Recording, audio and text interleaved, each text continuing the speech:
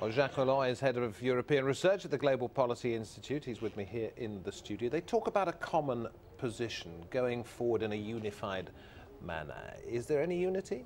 There is a certain degree of unity, but it doesn't hide some differences. For example, they all say there was a need to regulate financial markets, hedge funds, ratings agencies, and so on.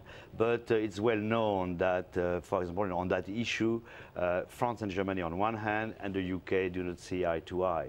The UK has always been a proponent of the light touch regulation. Because the financial centre of Europe has always been. Yeah, and Gordon Brown has always been strangled.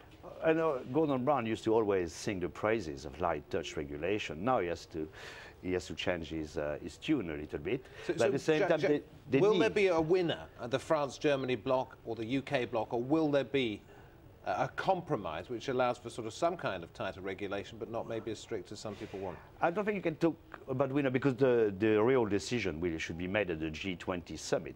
At the moment, I know that Gordon Brown is quite pleased to have avoided the idea of a European regulation, because he would have seen that as a straitjacket on the city.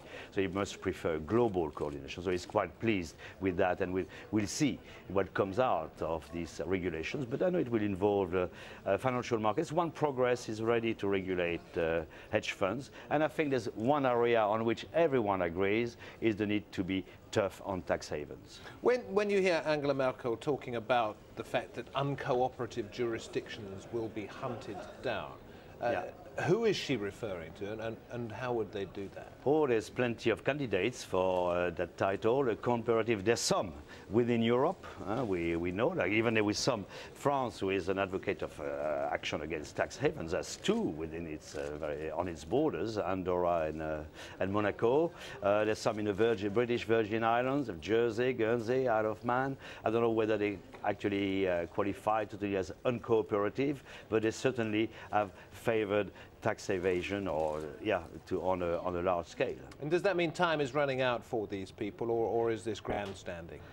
I think there's such a demand on the part of electorates who have been really sickened by the abuses committed by the world of finance and the mess it has brought the world in, that leaders are bound to act. And one thing also which should help the Europeans is now the US administration is on the same wavelength and would help and would collaborate in order to achieve certain controls. Are they all trying to show, this leads on from what you've just said, that they are perhaps Barack Obama's new best financial friend?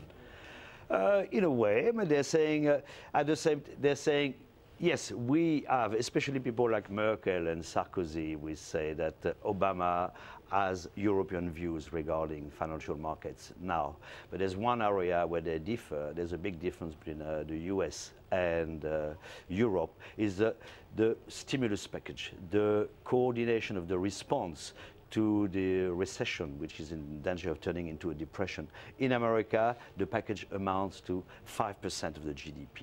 In the EU, because of a lack of coordination, because of competition between countries, we're all hoping that they're going to benefit from the stimulus plan of their neighbor, it amounts to not much more than 1% of the GDP. And the G20 meeting coming up in April. Jacques Reland, thank you very much. A pleasure.